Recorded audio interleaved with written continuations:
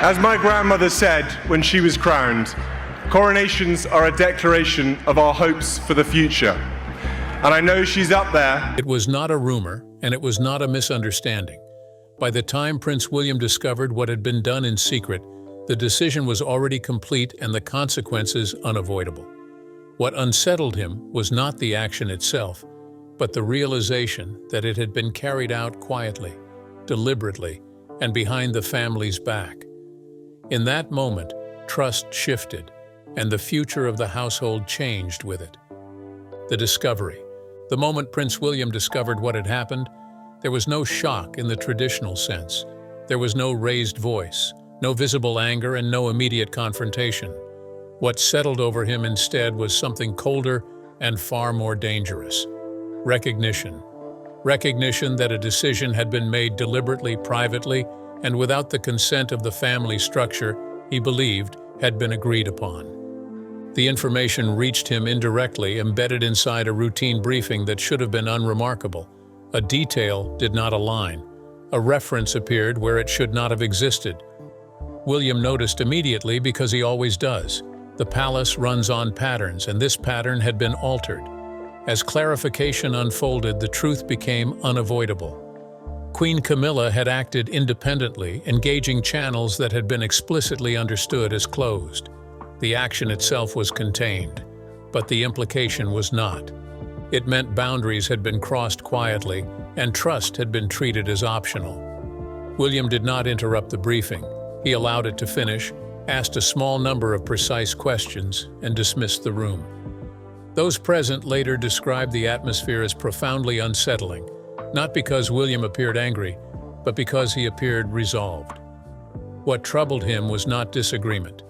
Families survive disagreement. What troubled him was secrecy, the sense that something had been done behind the family's back, not because consultation was impossible, but because it was inconvenient. That distinction mattered. The monarchy depends on alignment at its core, particularly during periods of heightened sensitivity. By early winter, succession dynamics had sharpened every interaction, making coordination more critical than ever. Camilla's decision did not merely bypass William, it bypassed the collective understanding that certain matters required consensus.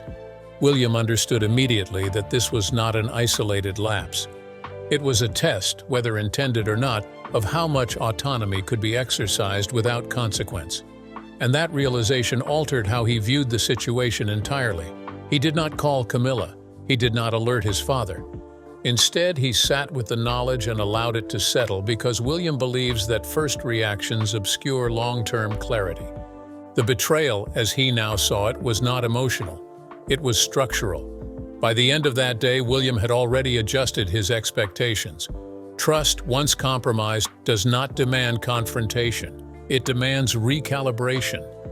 And as the palace continued its routines around him, unaware of the internal shift that had just occurred, William understood something with chilling certainty. This was not about what Camilla had done.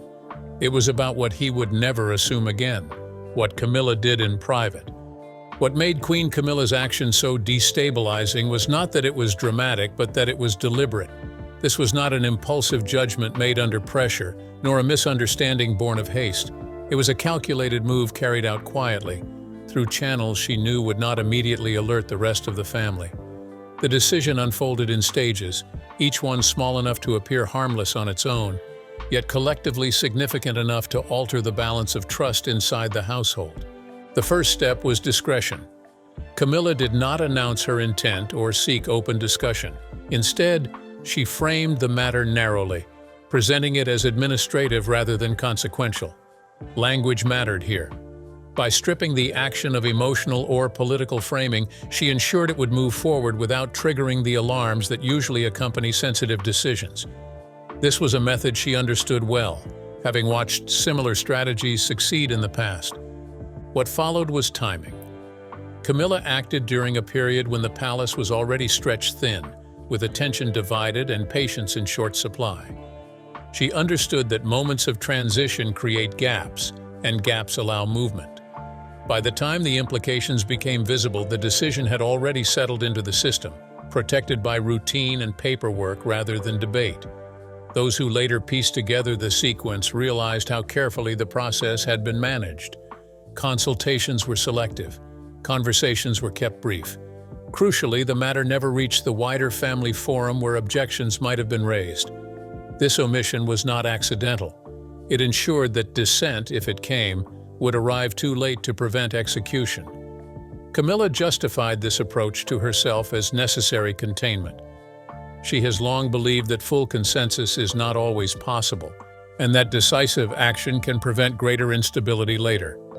In her mind, secrecy was not betrayal, but stewardship.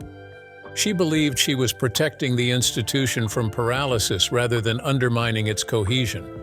What she underestimated was how clearly this would read as circumvention.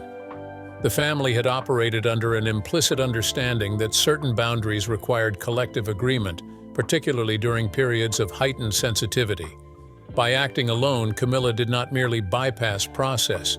She signaled that those boundaries were negotiable. This signal reverberated quietly but powerfully. Once a senior figure demonstrates that consensus can be avoided, others begin recalculating their own assumptions. The monarchy depends on predictability, not only in public conduct, but in private governance. Camilla's action disrupted that predictability in ways that could not be easily repaired. The secrecy itself became the most damaging element. Had the decision been debated openly, disagreement might have been absorbed and resolved. Instead, concealment transformed a policy choice into a question of loyalty. When actions are hidden, motives are interrogated, and trust begins to erode even among those inclined to defend. Camilla did not anticipate this erosion. She believed results would vindicate her judgment, that once the decision proved manageable, resistance would soften. This belief reflected her long experience of being proven right after initial opposition. Yet this time, the context had changed. The family's tolerance for unilateral action had narrowed, and the appetite for retroactive justification had diminished. By the time the decision surfaced beyond its immediate corridor, it had already taken on symbolic weight. It was no longer about substance, it was about process and respect. Those distinctions mattered deeply inside royal structures, where authority is sustained as much by restraint as by initiative. For Prince William, learning the details of what had been done in private confirmed a fear he had rarely articulated aloud. That fear was not that Camilla disagreed with him, but that she believed she could act without him. The secrecy made that belief unmistakable. What troubled William most was the precision of the concealment. This was not a case of oversight or miscommunication. It was a decision designed to avoid challenge. That design suggested awareness of likely opposition and a choice to proceed regardless. In institutional terms, that is the definition of going behind someone's back. Camilla may have believed she was acting in the family's best interest. She may still believe that. But the method she chose transformed intention into impact, and impact is what endures. The family does not measure loyalty by agreement alone. It measures it by transparency. As the implications settled, one conclusion became unavoidable. Whatever benefit Camilla believed her action would deliver, it had come at the cost of trust. That cost would not appear on any document or briefing, but it would shape every interaction that followed. What Camilla did in private could not remain private forever. The monarchy is built to surface hidden actions eventually, and when it does, the reckoning is rarely immediate. It is slow, structural, and deeply personal. This was not the end of the story, but it was the moment the story changed direction. By choosing secrecy over consensus, Camilla had altered how she would be seen and how her future actions would be interpreted. The family would continue, outwardly united, but something essential had shifted beneath the surface. And once that shift occurs, it does not reverse itself easily. William understood this with clarity. The discovery was complete, and so was the recalibration it demanded. William confronts the truth. Once the full scope of what had been done became clear, Prince William did not experience the moment as anger, but as confirmation. The discovery did not ignite something new inside him, it settled something old. It validated a quiet concern he had carried for some time, that trust within the family had become conditional rather than assumed. and that certain figures believed discretion could substitute for consensus. William did not rush to confrontation. He never does. He understands that immediacy clouds judgment and turns structural problems into emotional ones. Instead, he reviewed what he knew, how it had been done, and who had been deliberately excluded. Each detail reinforced the same conclusion. This was not a misunderstanding to be clarified. It was a choice to proceed without him. That distinction mattered profoundly. William has always accepted disagreement as inevitable within families and institutions. What he does not accept is being sidelined in matters that carry long-term consequence. The truth he now confronted was not about policy or outcome, but about respect and process, and both had been quietly disregarded. As he replayed the sequence in his mind, one element stood out above all others: precision. The steps had been taken carefully, with just enough insulation to prevent early discovery. That level of care suggested foresight, not accident. William understood that foresight implied awareness of opposition and a decision to proceed regardless. This realization cooled him further. When William finally spoke about the matter, it was not to Camilla and not to his father. It was to a small, trusted circle whose role was not to reassure him, but to help him understand how deeply the breach extended. The answers were sobering. The concealment had not been total, but it had been sufficient. Enough people had been bypassed to ensure momentum without resistance. For William, this confirmed that the issue was no longer isolated to a single action. It reflected a mindset, a belief that certain outcomes justified exclusion and that alignment could be restored after the fact. William does not share that belief. He has seen how retroactive justification corrodes authority and leaves scars that never quite heal. He also understood that confronting Camilla directly in that moment would achieve little. Confrontation invites defensiveness, and defensiveness obscures truth. William wanted clarity, not catharsis. He wanted to know what this meant for the future, not to relive the past. His thoughts turned inevitably to his father. King Charles III occupied the most difficult position of all, bound by loyalty to his wife and responsibility to the institution. William knew that Charles might already be aware of what had happened or might learn soon. Either way, the moment would test his capacity to balance those obligations. William did not envy him. He had spent his own life watching that tension play out, often painfully. But he also knew that this situation demanded clarity that Charles has sometimes struggled to deliver. The truth William now faced forced him to reconsider how much alignment he could assume from the present reign. He did not voice this reconsideration aloud. Instead, he internalized it. What followed was not withdrawal, but recalibration. William began adjusting how he engaged with the family and the institution. He became more deliberate, more contained, and less inclined to rely on informal understanding. Where trust once smoothed interaction, verification now took its place. This shift was not punitive, it was protective. William understands that leadership is shaped as much by what one stops assuming as by what one asserts. He stopped assuming transparency. He stopped assuming shared thresholds. And most importantly, he stopped assuming that silence meant agreement. His view of Queen Camilla changed in a way that was subtle but irreversible. He did not recast her as an adversary, but he no longer saw her as a partner in collective decision-making. Her willingness to proceed privately signaled a different relationship to authority than his own, and that difference could not be ignored. What weighed on him most was the realization that the family would likely never discuss this openly. There would be no meeting where grievances were aired and resolved. The monarchy does not operate that way. Instead, the consequences would unfold quietly through changed behavior and narrowed trust. William accepted that reality calmly. He also accepted that this moment would define how he governed in the future. The lesson was clear. Boundaries must be explicit. Processes must be enforced. And trust, once compromised, must be rebuilt through consistency rather than apology. By the time William finished confronting the truth internally, his course was set. He would not seek explanation. He would not demand reassurance. He would proceed on the understanding that something fundamental had shifted. This was not the kind of discovery that leads to rupture. It was the kind that leads to distance.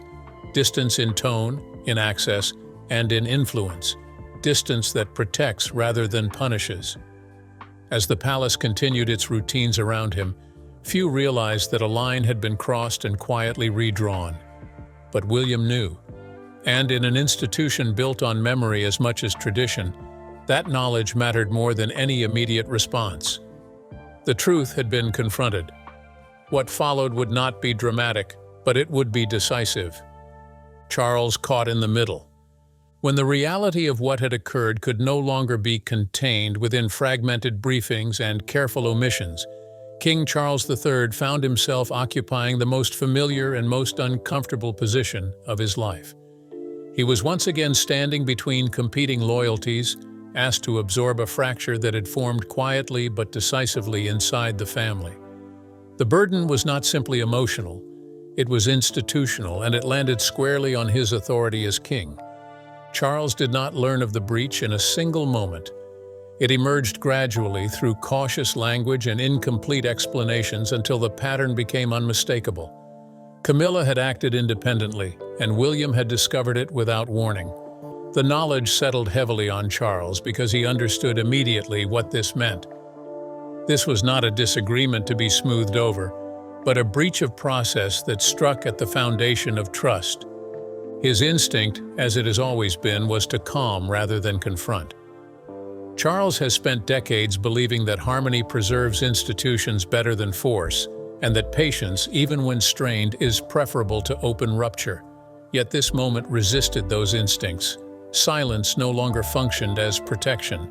It began to look like avoidance. What troubled him most was the asymmetry of the situation. Camilla had acted with confidence, believing her judgment would prevail. William had responded with recalibration, withdrawing rather than erupting. And Charles was left holding the center, expected to reconcile positions that no longer aligned. The family had not asked him to choose, but the institution effectively had. Charles understood that any overt defense of Camilla would confirm William's fears about unchecked discretion. At the same time, any visible rebuke would feel like a betrayal of the partnership that had sustained him through years of public hostility. The dilemma was acute and deeply personal. There was no outcome that did not carry cost. Advisors sensed his hesitation and grew increasingly careful in their counsel. They spoke in terms of stability, precedent, and long-term impact rather than right and wrong. Their message was subtle but consistent. The institution required clarity, and clarity could no longer be deferred without consequence. Charles felt the familiar weight of history pressing in. He had lived most of his life under a monarch who rarely explained her decisions and never wavered publicly. He had promised himself he would rule differently, with openness and empathy. Yet empathy, he was learning, could not substitute for enforcement when boundaries were crossed. The knowledge that Prince William had already adjusted his trust unsettled Charles more than any advisor's warning. He knew his son well enough to recognize what silence meant in him. William was not waiting for explanation, he was drawing conclusions. And once William draws conclusions of this kind, they shape behavior for years. Charles also understood that Camilla did not view her actions as betrayal. She believed she had acted responsibly, even protectively. That conviction made resolution harder, not easier. Apology would feel unnecessary to her. Justification would feel insufficient to William. Charles was trapped between two certainties that could not easily coexist. As days passed, Charles began to feel the institution subtly shifting around him, not in defiance but in anticipation. Processes tightened, informal influence weakened. Decision-making became more cautious, more documented. The monarchy was doing what it always does when clarity falters at the top. It was compensating. This compensation stung. It suggested that the crown no longer waited for the king to resolve internal fractures before adjusting itself. Charles could feel authority redistributing quietly, guided not by titles, but by confidence in future direction. That realization forced him to confront a painful truth. Authority is not only asserted, it is trusted. He considered calling a private meeting, imagining a conversation that might restore alignment through candor and reassurance. But he knew the limits of such a gesture. Trust, once compromised by secrecy, does not return through conversation alone. It returns through behavior, consistency, and time. Charles chose restraint again, but this time with greater awareness of its cost. He would not publicly intervene, and he would not force reconciliation. Instead, he would allow the recalibration already underway to settle, hoping that stability would emerge organically from structure rather than sentiment. This decision did not bring him peace. It brought acceptance. He understood that this moment would linger, shaping how both Camilla and William related to him and to each other. The family would continue outwardly intact, but something essential had shifted beneath the surface. Alignment had given way to management. Charles felt the weight of that shift keenly. He had not caused it directly, but he had not prevented it either. In a monarchy, omission can be as consequential as action. As he moved through his duties with practiced composure, Charles carried the knowledge that this breach would define a chapter of his reign. Not publicly, not dramatically, but internally, where the monarchy keeps its most consequential records. He was caught in the middle, not because he lacked authority, but because authority alone could not repair what secrecy had undone. And that realization marked one of the quietest yet most sobering moments of his kingship. The family fractures quietly. What followed the discovery was not argument, but drift. Inside the family, no one announced a rupture and no one demanded resolution. Instead, alignment thinned in small, almost imperceptible ways, the kind that only those living inside the institution would recognize. Conversations continued, but they shortened. Decisions were shared, but later than before. The family did not break. It separated by degrees. For Prince William, the fracture expressed itself through restraint. He did not withhold courtesy, but he withdrew assumption. Where he once relied on informal understanding, he now relied on confirmation. Where he once shared instinctively, he now shared selectively. This was not punishment. It was recalibration, and those closest to him felt it immediately. William's household adjusted first. Briefings narrowed. Long-term planning became more compartmentalized. Certain topics no longer moved freely across family lines, not because they were forbidden, but because trust had become conditional. The effect was subtle but cumulative. Over time, what is conditional becomes constrained. Across the divide, Queen Camilla felt the change as absence rather than opposition. She was not excluded, but she was no longer central. Her views were heard, but they did not shape direction in the way they once had. The family did not challenge her directly, but it stopped adjusting itself around her confidence. This quiet distancing was deeply unsettling. Camilla has always understood conflict and criticism. What she struggled with was the silence that carried meaning. The absence of resistance denied her the opportunity to defend her judgment or reframe her intent. The family was no longer engaging her arguments. It was managing around them. Within the broader household, staff began adapting to the new reality. They became more cautious about relaying information across family boundaries, careful not to assume shared priorities. Neutrality replaced familiarity. In an institution where continuity depends on flow, this subtle narrowing had profound effects.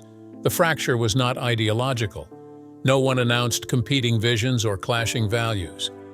It was procedural and relational, rooted in the way decisions were now routed and who was included early enough to shape them. These are the mechanics through which trust is expressed in royal systems, and they had changed. For King Charles III, the fracture manifested as strain rather than conflict. He sensed the distance growing between the two most important figures in his life and understood that it would not be bridged by reassurance alone. The family was adapting independently, responding not to instruction but to instinct. Charles attempted to maintain equilibrium through presence. He listened more than he spoke, hoping that attentiveness might substitute for intervention. Yet presence could not restore what secrecy had eroded. The fracture did not demand his attention. It simply widened in his periphery. Family interactions became more formal, less instinctive. Where warmth once smoothed tension, structure now did the work. This shift protected stability, but it also drained intimacy. The family functioned efficiently, but with reduced elasticity. In moments of stress, elasticity matters. William understood this cost and accepted it. He has long believed that clarity requires sacrifice. and that emotional comfort cannot outweigh structural integrity. The family, as he now saw it, needed firmer lines even if those lines felt colder. Camilla, by contrast, felt the cost as loss. Loss of influence, loss of ease, loss of the sense that her judgment was trusted implicitly. She did not retreat, but she adjusted, aware that each interaction now carried a residue of doubt. The family no longer assumed alignment where she stood.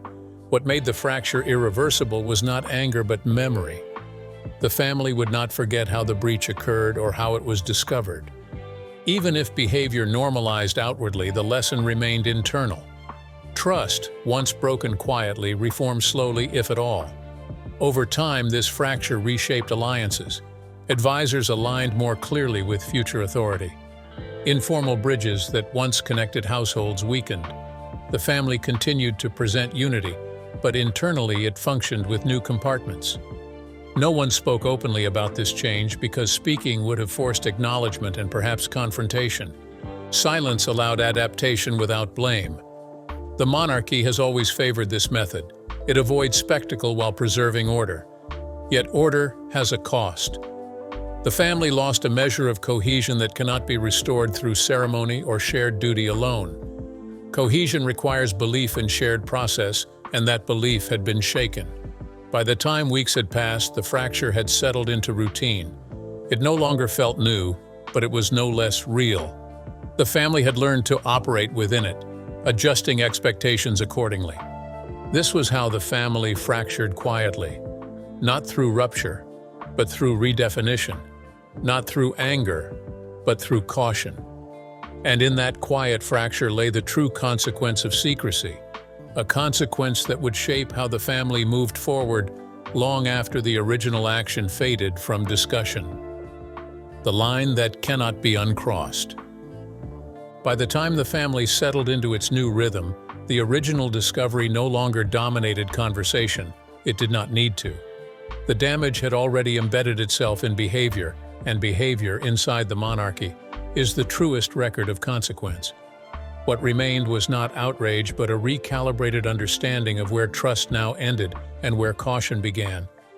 For William, the line that had been crossed was not emotional, but institutional. He did not frame the moment as betrayal in the personal sense. He framed it as a violation of process that could not be tolerated again. That distinction mattered because it removed the possibility of forgiveness as a solution. Processes are not healed through apology. They are corrected through enforcement. William's response was neither punitive nor dramatic. He did not seek acknowledgement, and he did not demand restitution. Instead, he altered assumptions. He no longer presumed transparency. He no longer presumed shared thresholds. And most importantly, he no longer presumed that silence meant alignment. Those presumptions once removed do not quietly return. This shift changed how he approached every subsequent decision. He tightened the circle of early consultation. He required confirmation where instinct once sufficed. He placed greater emphasis on documentation, timing, and clarity. These were not acts of distrust for their own sake. They were acts of protection, designed to ensure that what had happened could not happen again. For Camilla, the permanence of the shift became apparent in small moments rather than grand gestures. Her access remained intact, but its influence diminished. She was informed, but later, consulted but more narrowly. The family did not exclude her, it contained her. That containment was not hostile, but it was unmistakable. What made the line irreversible was that it did not depend on continued conflict. Even as interactions grew more cordial, the underlying structure held. The family could function smoothly within it, but it could not return to what had existed before. The knowledge of what had been done and how it had been done could not be unlearned. Charles understood this with painful clarity. He saw how the family had adapted around him, responding to uncertainty by reinforcing its own boundaries. He recognized that his instinct to delay had allowed the recalibration to occur without his direct involvement. The crown had protected itself, but in doing so it had reduced its reliance on him as the sole stabilizing force. This realization forced Charles to confront a difficult truth about leadership. Authority does not reside only in position. It resides in the confidence that decisions will be predictable, coordinated, and enforced. When that confidence falters, authority disperses, not through rebellion, but through preparation for what comes next. The line William drew did not challenge his father's reign openly. It did something quieter and more enduring. It signaled that the future monarchy would not operate on the same assumptions as the present one. That signal was absorbed quickly by those who mattered most, and it began shaping behavior accordingly. Inside the palace, staff adjusted to this new reality with practiced efficiency. They became more careful about who was included early.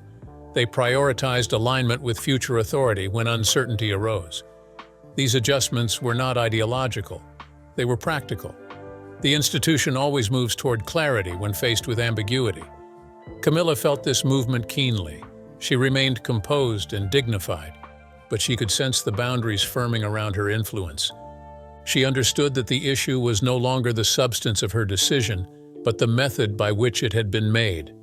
That method had taught the family something about her relationship to process, and the family had responded accordingly. What made the line uncrossable was memory. The monarchy does not forget moments when trust is compromised through secrecy.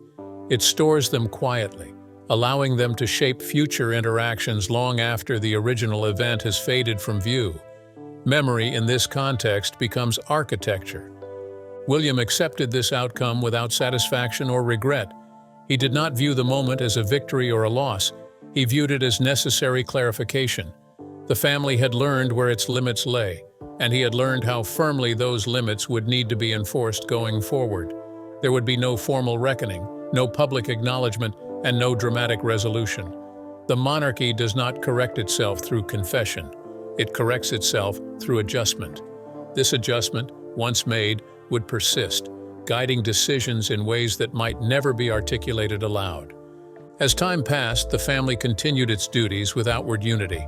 Engagements were fulfilled, responsibilities met, and traditions maintained. To the public eye, nothing appeared amiss. Yet beneath that surface, the line held.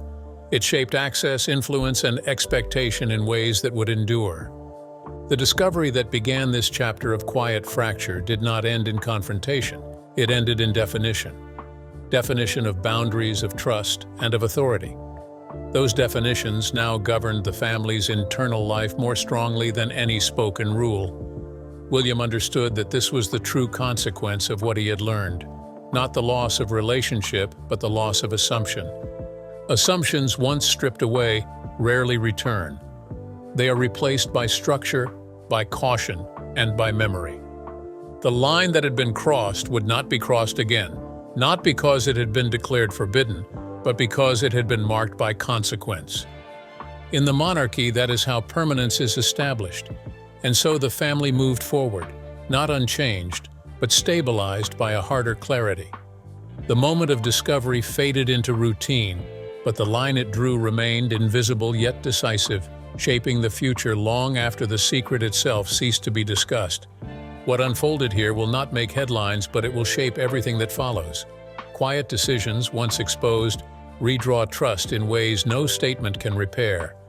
If you want to understand how the monarchy really changes, not through scandal, but through silence, stay with this story. Subscribe, follow, and keep watching.